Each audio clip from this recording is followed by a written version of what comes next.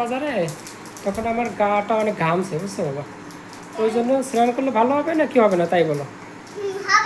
একটু গাটা ধুলে কি ভালো হবে না কি হবে না তাই বলো? এতে জামা কাপড় ধুলে ভালো হবে নাকি হবে না তাই বলো? তাহলে কি ভালো হবে তাই বলো?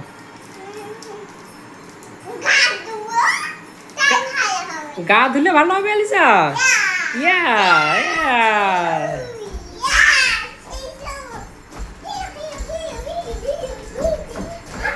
তাহলে আমি গা ধোবো নাকি? হুম, তোমরা বলছো তো?